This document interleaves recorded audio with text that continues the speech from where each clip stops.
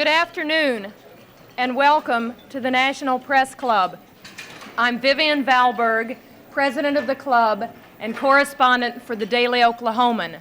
I want to welcome all those National Press Club members and guests who are in our audience today, and also those listening to this luncheon live over the more than 260 stations of the National Public Radio Network.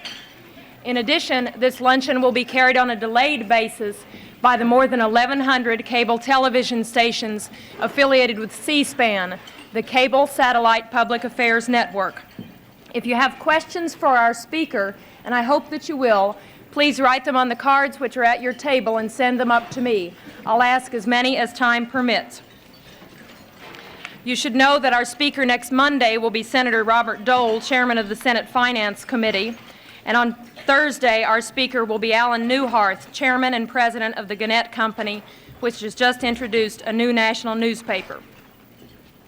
Now for the introduction of our distinguished head table guests. If you will withhold your applause until I've finished introducing them all, and if they would stand as I call their names.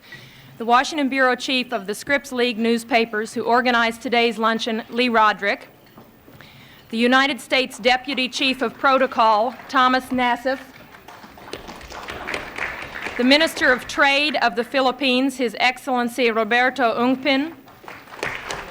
National Editor of Hearst Newspapers, Joseph Kingsbury Smith.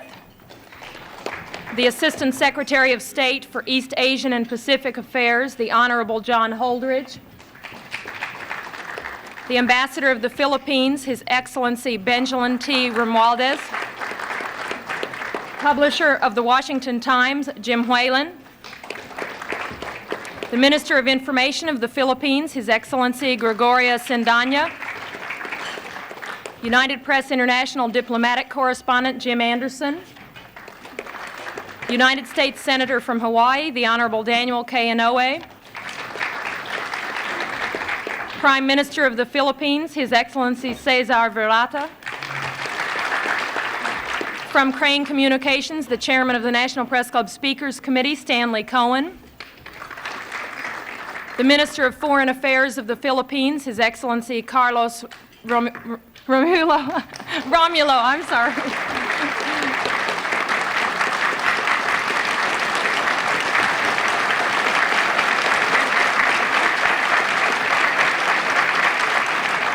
The Associated Press Diplomatic Correspondent, George Guetta. The Minister of Defense of the Philippines, His Excellency Juan Ponce Enrile. American Ambassador to the Philippines, the Honorable Michael Armacost. President of the National Press Club of the Philippines, Ben Rodriguez. Assistant General Counsel, International Affairs of the Treasury Department, Russell Monk. And the Chicago Tribune Diplomatic Correspondent, John McClain.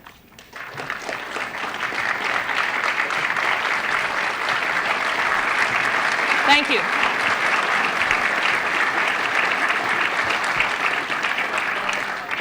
Our speaker today is the President of the Philippines, Ferdinand Marcos. It has been 16 years since President Marcos came to the United States on an official visit, and 16 years since we first welcomed him to our podium at the National Press Club. When he appeared before us then, he had just been elected president of the former American colony, which became an independent nation in 1946. We knew Marcos was a war hero. He got so many medals in World War II that when the young Major Marcos met four-star General Omar Bradley, the general saluted him. We also knew he was a persuasive fellow. How else could he have managed to get his wife, who is known to be strong and bright, to marry him after they'd known each other for only 11 days? And we knew he was experienced in overcoming political adversity. After all, the first case Mr. Marcos ever won as a lawyer was when he successfully defended himself from prison against a charge of murdering a political opponent of his father. The president of the press club at that time, Win Booth, remarked at the great warmth of the greeting Mr. Marcos received in 1966 and said, and I quote, "Your very presence reminds us that you and your great people are the faithful allies of our country in time of trouble, And that, sir, is something the American people and the men and women assembled in this room are not about to forget," end quote. But much has happened in those 16 years. In the interim, Mr. Marcos declared martial law, or what he called constitutional authoritarianism, and did not lift it for 11 years. There have been charges of corruption, abuses of human rights, and political repression, and recently the Archbishop of Manila called openly for him to resign. But through it all, Mr. Marcos has remained president, and this week, President Reagan warmly welcomed him, stressing the many common ties between the two countries.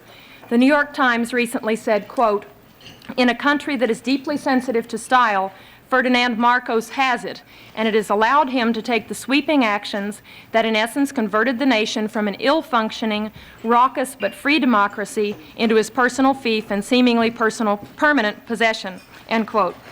President Marcos comes to us today as the head of a nation with a long friendship with the United States, a nation considered crucial to America's defense strategies in Asia.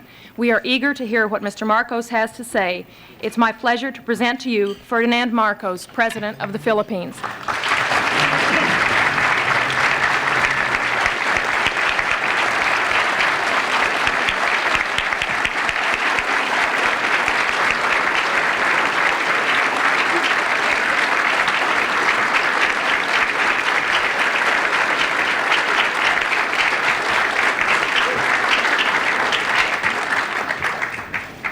Well, thank you very much, Madam President.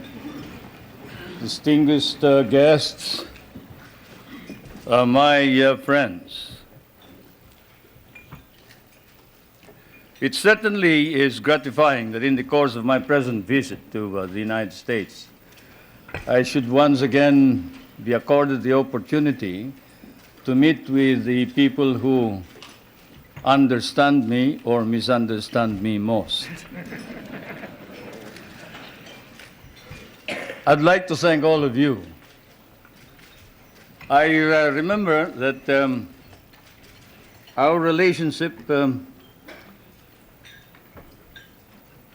relationship between the two countries can be opened up at one of 2 points by the historian or the curious investigator into world events. One, the military, which was Admiral or then Commodore Dewey, sinking the Spanish fleet under Montojo on May 1st, 1898 in Manila Bay, and with the help of the Filipino revolutionaries under General or President Emilio Aguinaldo, who then proclaimed the first Philippine Republic. Incidentally, President Emilio Aguinaldo was the grandfather of Prime Minister Cesar Virata, who is here. My grandfather only commanded the revolutionary forces. We have changed places since then. Either that point of entry is chosen or the more sedate commercial one 100 years back. 1796, the brig Astrea, sailing out of Salem, Massachusetts, towards Lisbon, and then to Manila, selling her wares there for 5 months, carrying that amateur and self-taught mathematician and navigator, Nathaniel Blow-Ditz, whom you must have heard, who later, in 1806, authored The Practical American Navigator, for he had discovered the simple way of determining longitude through the long voyage across the Pacific. The American government bought the rights after 2 editions, and it has become standard text for all those who study salesmanship from Kings Point to Annapolis. Either way, it has been dramatic and historic, and it was always to be so. There was always extreme on both sides, enmity, if not enmity, extreme friendship, a relationship of love, hate. And this is my fate and destiny. I thank you all for this privilege and this honor. It may be said that an official journal like mine ought always to visit with this press association, for, as someone once observed correctly, the American press is, of course, the fourth branch of government in this country. And then also it is well to remember that the so-called solicitude with which Americans regard developments in the Philippines is perhaps now more pronounced than in the devoted reportage by the American press on our country. This keen of the American interest of the American press notwithstanding, there is, I fear, some confusion in this country of what is happening in the Philippines today. It has been one of the shocks I encountered while preparing for my present journey, and also upon arrival here in Washington, to read in one of your outstanding papers a statement to the effect that the Philippines is still under military rule, which it is not, and that there is no civil government. Such misstatements, whether intended or otherwise, conveniently merge with more accurate reporting about the true situation in the country, resulting in much confusion and misimpressions about our country, require clarification. So perhaps I should begin by stating first a few basic facts about our country without too much embroidery. The Philippines is a republican state with a duly elected government at national and community level. We have a national constitution duly drafted by a constitutional convention elected and convened in 1970 and duly ratified by our people in 1973. Under that constitution, ours is a modified form of presidential government with a National Assembly constituted by assemblymen elected by regions in 1978 and a president directly elected by the people in 1981. Legislative power is vested in that National Assembly, while the executive power is vested in the president. And the party in power, the party that won the most number of members in this National Assembly, choose the leader of the legislature, and the leader is the Prime Minister, and he's no other than Prime Minister Cesar Virata.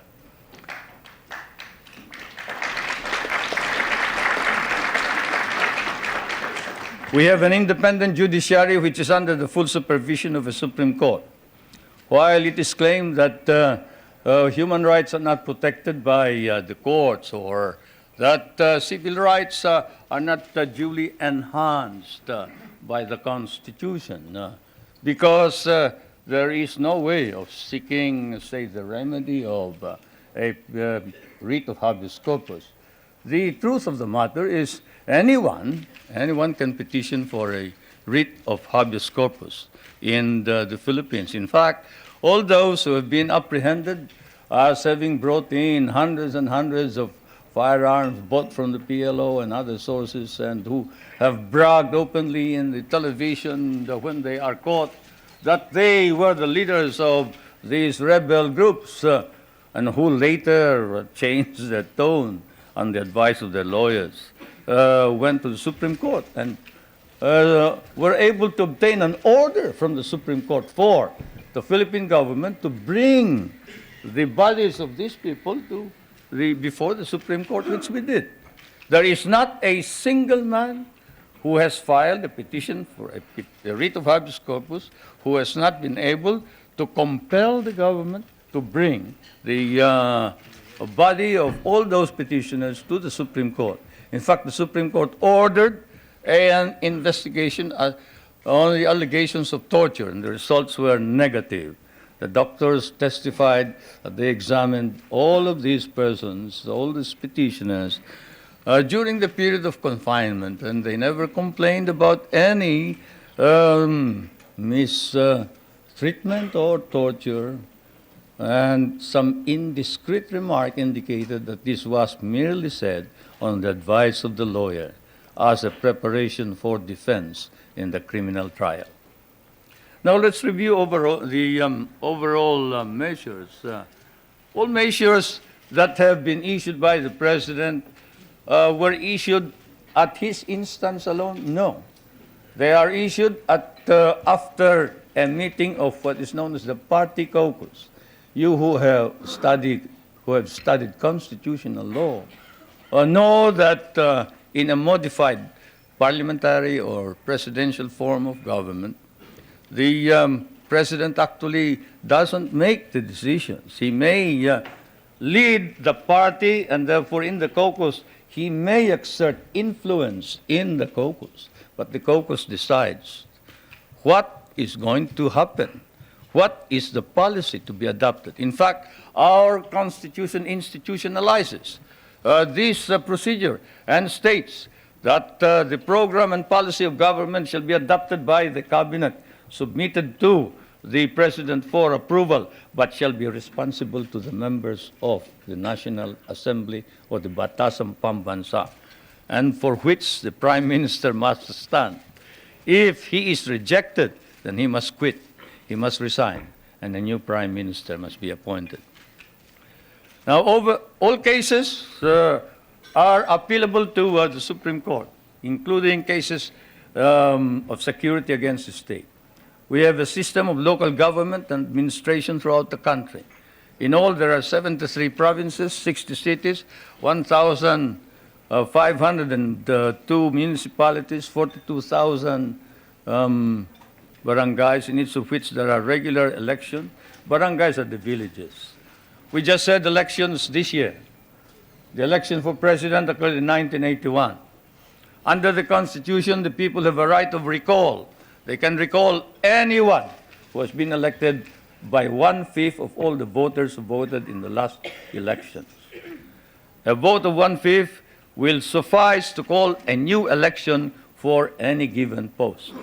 Our Constitution likewise provides for a Bill of Rights, which guarantees protection of the political and civil rights of all individuals, regardless of color or creed. Incidentally, that statement allegedly made by Cardinal Sin has been denied by Cardinal Sin. I was surprised that you haven't heard about it. This just goes to prove that there is some time lag when you move towards the West.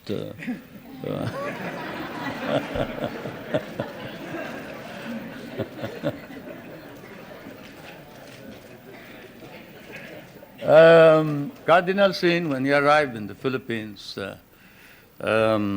appeared before some of our friends and said, look, there is no quarrel between the church and state, and the church and state are separate. I have no intention of intervening in political affairs. I have not stated that the president should resign. That's his business. That's the business of the people. He was elected by the people, and I'm not about to say anything about this. That's why I'm surprised that here you make much of it. But I suppose that's part of news. It's good copy. Can you imagine asking the president to resign? That's by constitutional mandate. Social justice is a matter of national policy and a priority objective of government. And this is why one of the first reforms was land reform. You know, when I proclaimed martial law, I didn't proclaim martial law alone. It is made to appear as if I just signed the decree and said, I impose martial law on each and every one of you. No. I asked the legislature to please pass a law proclaiming martial law because there was anarchy in the country. Now, let me say this. The opposition was strong. And they were members of the Security Council, and somehow they had adopted a resolution which required that there be a unanimous vote for the armed forces to be able to move. And therefore, the armed forces was immobilized. At the same time, I asked the opposition party to come and join me in a coalition government. I offered one half of the cabinet. And of course, they laughed at me and said, Why should we join you? We're going to take over the government. By the time you are through with the exercise, you're dead, politically and otherwise. So, and they refused to join me. I asked the advice of the judiciary. I asked the Supreme Court justices, the Court of Appeals justices, and the members of the private sector. And all of them told me there's only one man who can proclaim martial law, and that is the president. And you are it. You are the only one who can proclaim martial law. This is why I must carry this particular mark in our history.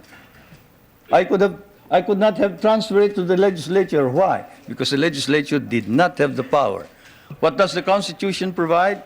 The President shall be the Commander-in-Chief of the Armed Forces of the Philippines, and he may order the armed forces out to quell any disorder, riot, rebellion, invasion, insurrection, and in case of invasion, insurrection, rebellion, or imminent danger thereof, when the public safety requires it, he may suspend the privilege of the writ of habeas corpus or proclaim martial law throughout the Philippines or any part thereof.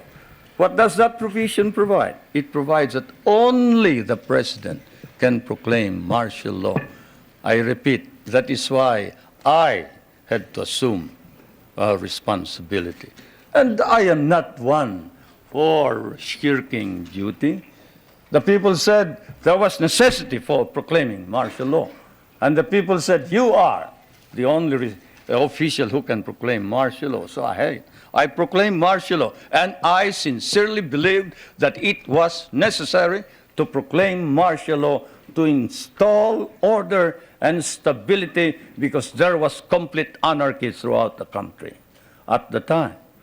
Now, therefore, at that particular period, what was the status of our government? Our government was immobilized, impotent. The armed forces could not move out. The industry was not at all in any way moving. There was no income coming into government. Everybody was running away. They burned the U.S. Partly burned the U.S. embassy, tried to burn it anyway. They tried to kidnap the American ambassador. American ambassador was Ambassador Byroad. And they tried to kidnap our foreign minister, Romulo, whom you just saw today. And I told him, you better disappear because I will not ransom you.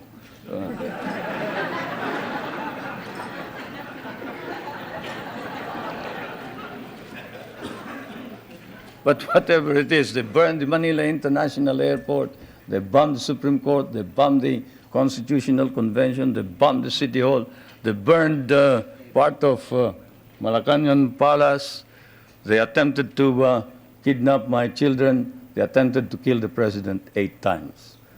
There was, of course, an attempted assassination against the First Lady. You all know about that.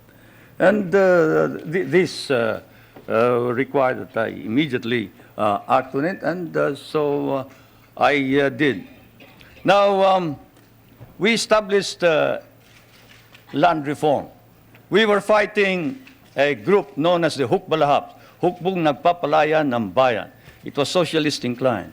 It was leftist. But they were friends of mine because we had fought in the Second World War together.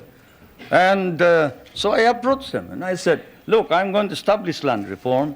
If you're fighting for land reform against the feudalistic agrarian system, then you must join me. And they did. I want to introduce to you the leader of that rebellion, who is now present and is a part of the government, Mr. Luis Taruk.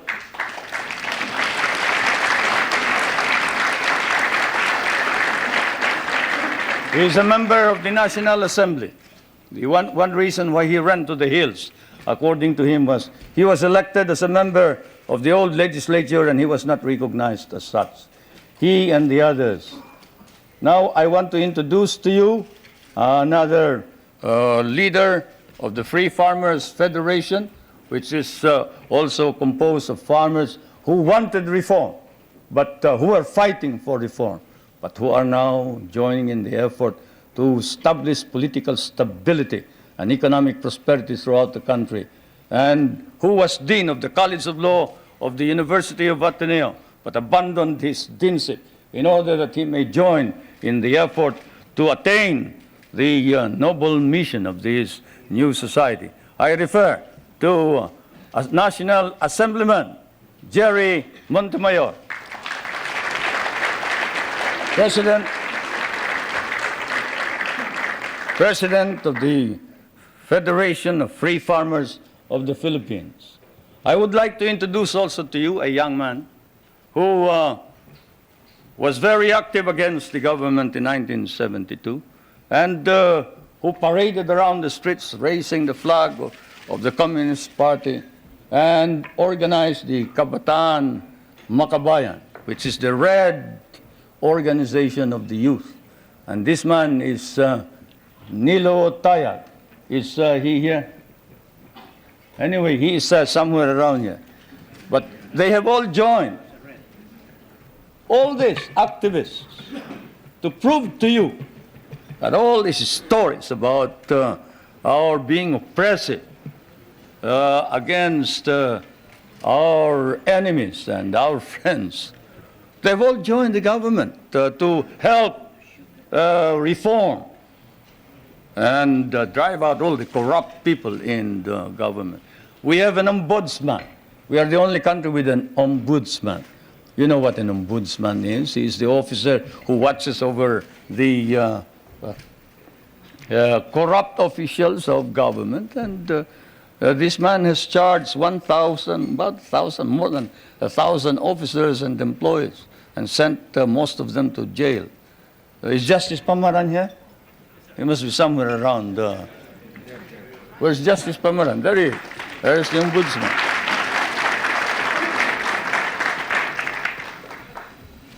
And we have not deprived anybody of private property. On the contrary, while we are a free enterprise society, we have an egalitarian base. We recognize private property, encourage private initiative.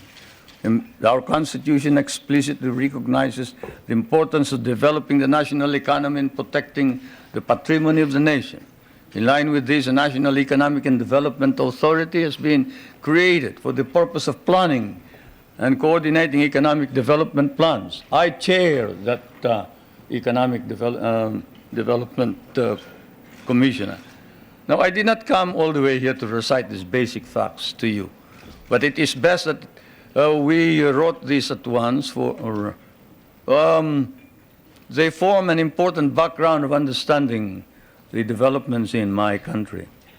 Relations between the United States and the Philippines now span, I'd say 84 years if you mark the Battle of Manila Bay, 184 years perhaps if you mark the brig Salem, from Salem, which when it returned to Salem brought back hides, indigo, lumber, pepper, and paid 24,000 in tariff duties.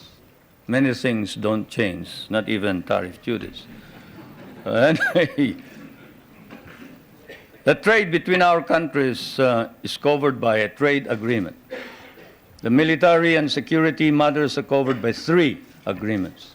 Those agreements are, and I will now ask our friends in my staff to distribute these agreements to you, or as many as can receive them. These agreements are the Mutual Defense Pact, the Military Assistance Agreement, and the Military Facilities Agreement, which is due for review this coming year. President Reagan and I have agreed with the members of our cabinet that the review will start in April, probably we'll finish it by August. Through it all, our relationships develop in a way unique to nations so disparate in size and circumstances and so distant from each other.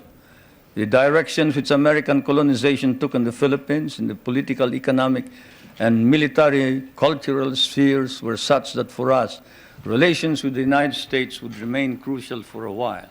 It is said that language is the greatest conveyor of culture. If that be so, if that wise man who said that is right, then your language has certainly conveyed to my country your culture. And this is why the relationship between our countries is something undefined. Our interests may have diverged in the period after our recovery of national independence in 1946, but this relationship has endured. And the question that is often asked is, does the Republic of the Philippines differ from the American Republic? Yes and no. It doesn't differ in the sense that it is democratic, but it differs in the sense that we have a prime minister, and in the sense that we try and make the legislature and the president or the executive work together. We cannot afford any stalemates. We cannot afford any delays. It is a modified presidential form of government, while yours is a complete and pure presidential form of government. Why did we change this? Because we cannot afford stalemates and deadlocks. Yours is a strong economy and a military power. Ours is a weak country. We cannot afford to delay and postpone decisions pending the debates between Congress and the President or the Prime Minister. The poorer third world countries cannot. And so, my friends, that is the situation. I am now going to ask also that my staff distribute to you the social and economic indicators of my country in showing to you the dynamism and the vitality of our economy.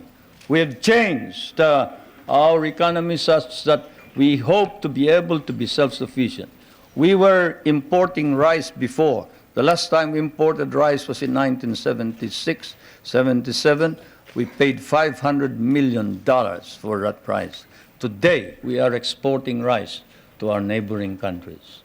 And the per capita income was about $200. Now, it is more than $800 per capita income.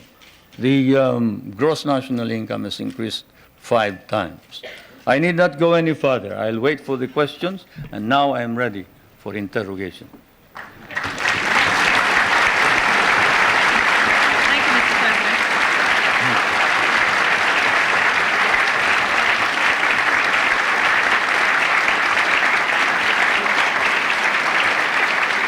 Thank you, Mr. President. Please give us details on your meeting with President Reagan. Did you seek any firm commitments? Did you get them? Well, a firm commitment as to when we are going to review the basis, yes.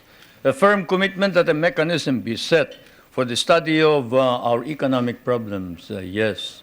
Because, as you know, the reason we have a deficit in our balance of payments is the commodity prices went down because of your domestic deflationary policies, your interest rates. But all of this can be worked out, and so it has been agreed. Secretary Reagan of the Treasury is going to meet with our foreign minister, who is also prime minister, regularly. The next meeting is next November, I think. So we have worked that out. The national security matters will be worked out by the defense minister. The 2 defense ministers are also meeting in November. Those are the specific ones. We have also entered into a tax agreement and air agreement. This afternoon, tomorrow, there will be some kind of agricultural agreement. As you know, we have one of the most modern and biggest concentration of agricultural and natural scientists in Asia. This is in Los Baños, the University of the Philippines. And we have biogenetics, we have plant engineering, we have, name it. You remember that the International Rice and Research Institute is based there, and that it was the one that produced the new type of rice which produced the rice green revolution. And we help your scientists produce the corn that can fight mildew. When your scientists could not produce it, we did. That center is going to be developed. We are also hoping to be able to exchange technology on non-conventional energy and other matters. It has been reported that your government will seek $2 billion in rent from the U.S. for the Philippine bases. Is this an accurate report? No, it is not. We have never talked about figures. Louder and clearer. We can understand the question. The question was, is it correct that we have demanded $2 billion in the rent? The answer is no. We haven't quoted any figure. What we have asked is this. We want a study. What is it that is necessary in order that we can perform our job? You and I know that if the Philippines is attacked, the United States is not necessarily bound to immediately react because the provision of the Mutual Defense Pact is that you will immediately take steps as is necessary to meet the contingency in accordance with your constitutional processes. What does that mean? That means that you go to the Senate and the House of Representatives. What does that mean? That means delay while we are dying there.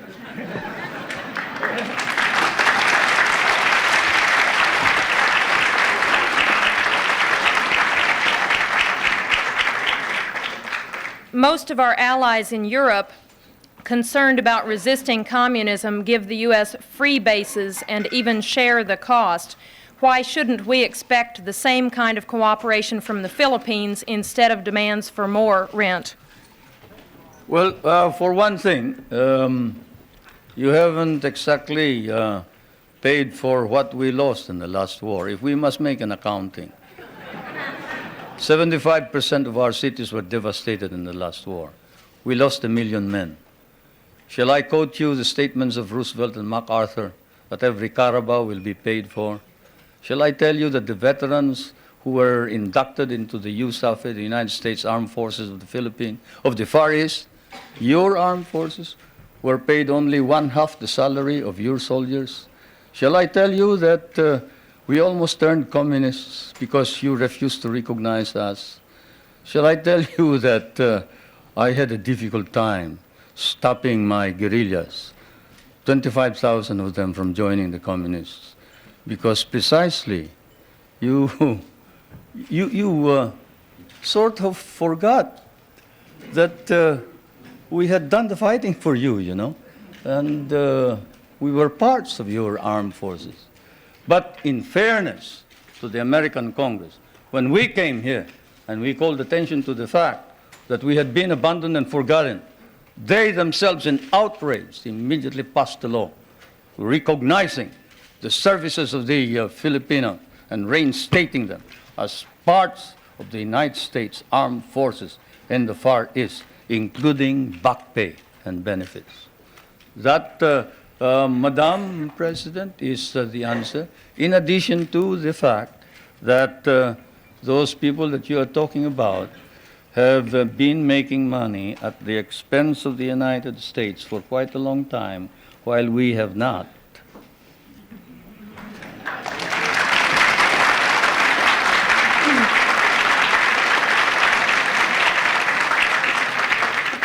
After the attack on Pearl Harbor, U.S. bases in the Philippines could not be defended. Why should we expect that in another war these bases would be more reliable? That's one of the questions that I wanted to find out.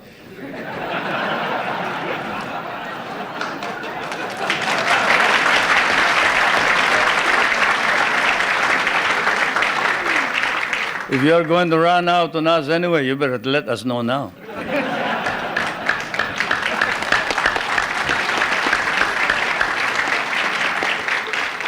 Is it true President Reagan has not raised with you any concern about repression and human rights?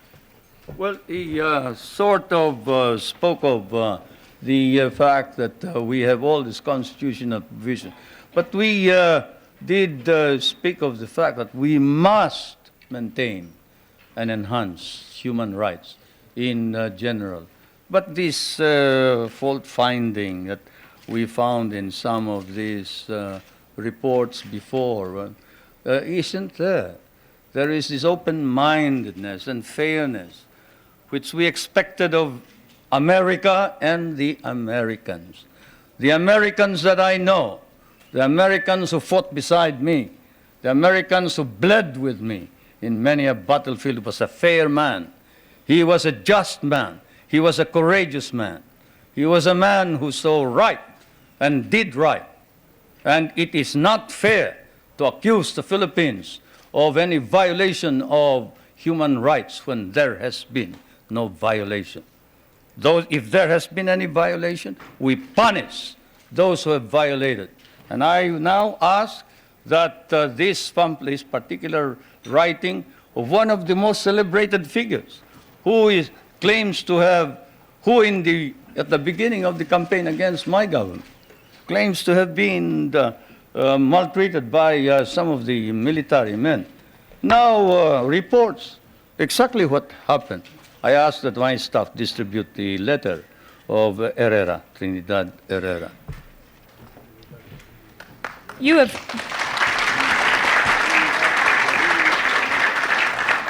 have indicated that the allegations about political repression and human rights are overblown. How then do you explain the findings of the international independent group Amnesty International, which documented cases of torture, disappearances, and illegal detention? Well, I'll tell you that the Amnesty International has never come to the Philippines. That's why all they talk about is something that they obtained hearsay. Let's give one specific example. Father Abedicio, a famous case. Father Abedicio is supposed to have disappeared. He is a member of the clergy in the Philippines. He's a Filipino. He disappeared and we couldn't locate him. Not even my best intelligence officers could locate him. And what did we discover after 6 months? We discovered he had run away with somebody who claimed to be a nun, and he was in Germany. How do you like that? And we got blamed for it. We got blamed for it. That's it. That's how the Amnesty International has been reporting all this thing. This questioner says, I have been in Manila and talked with both Filipino and U.S. businessmen. They say the Philippines are the most corrupt nation in the Association of Southeast Asian Nations, and that your wife's nickname is Miss 10%. Will you comment? They must mistake us for another nation. He must have been living in the bar. Because I can tell you, there is this man, Justice Pamaran, whom I just introduced to you. He is the ombudsman. You who know what an ombudsman is, knows exactly what he can do. He doesn't wait for evidence. Any rumor whatsoever, and he investigates it. You talk about my wife. Not that I would like to defend her. She can defend herself any time. She's quite capable. But perhaps that statement was said of another First Lady, not my wife. Certainly not my wife. Perhaps I can tell you that the property of the Marcoses has been brought into a blind trust. And not a 2020 blind trust either. It's a real blind trust. And we don't know exactly how that blind trust operates the property. The only property that we have control of are two or three houses, one in the province of Ilocos Norte, no, two. Two in the province of Leyte, and one in Manila, 5. Then the schooling for the children, up to possibly a doctorate. Beyond that, all income goes into the MARCOS Foundation, which is the foundation that embraces all property. Do you think that if there was any corruption by the Marcos family, that we can maintain the present prestige and leadership of the Marcoses in the Philippines? What do you think the Filipinos are? They are a very literate people. Literacy in the Philippines has increased up to 90% nationwide, and in Manila it is 100% literacy. And if there was any indication whatsoever of any of these corruption that you talk about, and you Whoever said that sounds like he has been in the wrong company. Probably the guys that he was working with may have been engaged in corruption. I'd like to know who they are. Then we'll go after them. But I can assure you, if any public official engages in corruption, he will land in jail. That is definite. What do you say to critics who say your health is poor and you won't be around very long, but your wife may be? Anybody want to try me in the ring?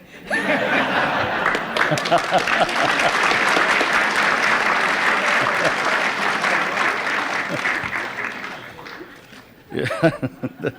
Ridiculous. I refuse to answer questions like that.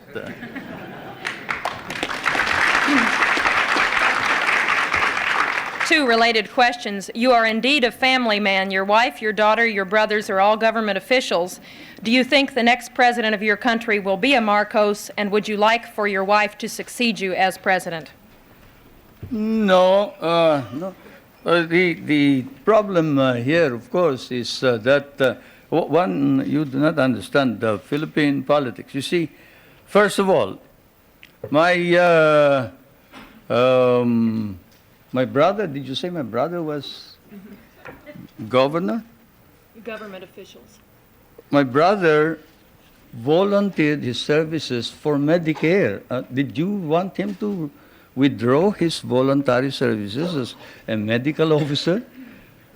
He is serving our country practically free. He abandoned a very profitable medical career in order to serve what we have as Medicare, which is your Medicaid, no? Yes. He is not a government official by any means. This is a voluntary organization. My wife was elected. He was elected because the candidates wanted to include him, to include her. They wanted somebody to carry them. Minister Romulo will tell you that without the support of the governor, who happens to be well liked by the people of Manila, they probably wouldn't have won in the last elections. It's just a matter of helping out in the political campaign. My daughter is the voluntary head of a group of village leaders. That is not a political organization. That's not a government organization. This is an association of young kids who are organized in order that they can help each other. Kabataan Barangay.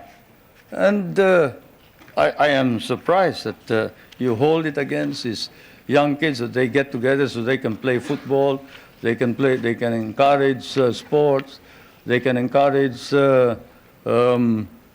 people, the young kids from going into drugs. Don't you think that you should also organize something here in the United States and get somebody to stop the young kids from going into drugs and instead go into sports? Well, that's what they're doing. Now, with respect to the other officials, the question, of course, doesn't specify. Let me put it this way. As I told you, our government is a caucus government, consensus. When the consensus of the party demanded that I appoint the First Lady as a member of the Executive Committee, I had an agreement with them, and that is that she would not become President or Prime Minister.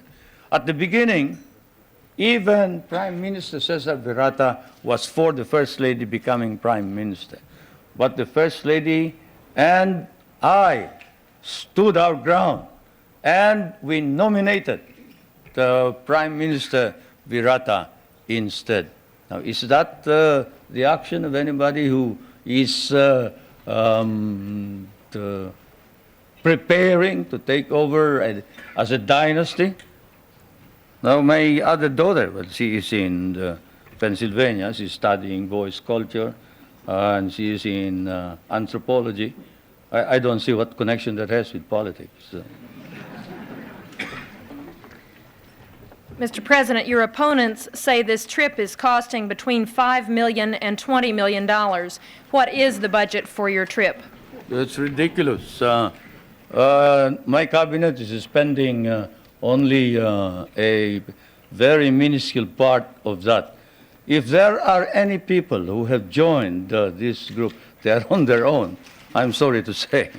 They're on their own. Do you believe the United States now has a consistent, understandable policy toward the Philippines and East Asia? Shouldn't you ask that of the United States leaders, not me? But as far as I'm concerned, yes, insofar as we can understand. What I see is a resurgent American nation under a new leadership, trying its very best, earnestly trying to arrest decline and slide in prestige and in policy, in domestic and foreign policy. That is what we see from the outside. There is an earnest effort to prevent drift and confusion. Now, we would like to encourage that because among the small nations, there's no possibility of any progress so long as there is instability throughout the world. And so, as I said last night, what I see now, 16 years after my last visit, actually my last visit was when I came to participate in the memorial services of President Eisenhower in 1969, not 1966, 1969. And, but what I see here is while in the past America was in the dark, and there were doubts and misgivings. There were fears that you were tiring, you were weary, you doubted your own strength, you didn't know where you were going. But now there is hope, and the phenomenon is what we see is an America emerging out of the shadows. It's still partly in the shadows, but it's trying to emerge. And certainly under the leadership of President Reagan, it's trying to organize an integrated, understandable foreign policy. And that's what we see.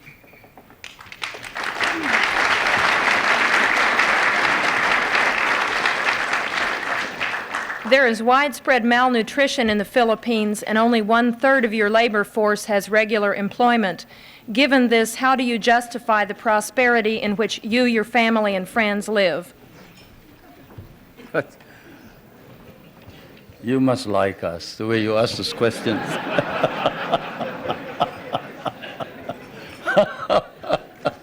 Anyway, I don't know where you get your figures, but the unemployment figure in the Philippines is 4%. I don't know what's yours. I do know what's yours, but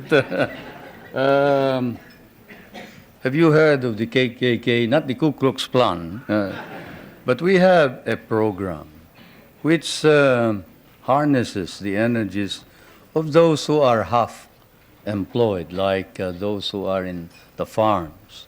You see, those who await for the coconuts to fall or who plant rice are partly employed. And so we allow them to engage in what we call small, medium-scale industries, contract work. Where, in what country do you see, say, a boot block? A boot block. Go to a rural bank and say, look, I used to borrow money from this usurious lender here. I borrow 5 pesos in the morning, I have to pay him 6 pesos in the afternoon. Can't you lend me 50 pesos now and I will repay you later on? I have no collateral, I am unknown, I live in the streets. And in what country will you see the rural bank lend this bootblack money, after looking at his shoeshine stand and gathering all the other shoeshine boys and putting them to work and getting them to repay this indebtedness, not in a week, but perhaps even in a day. Or fishermen who live a hand-to-mouth existence. Even here, in your prosperous United States, can a poor fisherman go to a bank and borrow money on his name, on his signature? He cannot. But here in the Philippines, he can. A poor fisherman can go to the bank and say, look, I live in so-and-so, and the chairman of my village can certify that I am a poor fisherman. And I would like to organize a group. Can you lend us 5,000 so I can buy a motor, I can buy a net, I can buy a small boat, and we can improve our earnings. And under our laws, we have set aside funds which then are lent out. And we have been able to lend out about 1,200,000,000 pesos under this scheme, and they have been repaid. They have been repaid, and that's the worst part about it, isn't it? Many people don't believe it, but they have been repaid. And so we have a situation where the work ethic has been encouraged. We tell everybody, you don't plant rice, you don't eat rice. You don't work, you don't get anything. But you work. We'll give you the wherewithal. We'll give you the funds. We'll teach you how to work if necessary. And we will see to it that we will sell your products. That's what's happening in the countryside. Not all this talk about corruption and this these ridiculous statements about people in government enriching themselves. When you have activists like Luis Tarok and Jerry Montemayor and Nilo Tayag and these men who were ready to kill the president, but who now says that the reforms that are being instituted are for the good and welfare of the country, you don't engage in any of this foolishness that you talk about. No, everybody is sincere and earnest about making our democracy work. And I can tell you that whoever has told you about these unwholesome observations about the Philippines, better come back to the Philippines. I'll pay for your trip so you can see what's actually happening. Thank you, Mr. President. Before I ask our final question, I want to present you with a certificate of appreciation for appearing once again at the National Press Club and with an updated version of the National Press Club necktie. Thank you.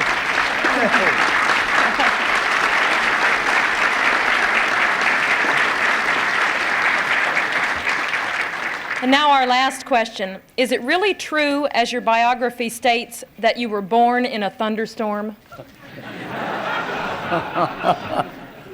How should I know? But my mother says so, yes. My mother says so, and I guess if you can't believe your mother, whom will you believe? Huh? Thank you very much. If you'll please stay seated until the official party is out of the room. Thank you.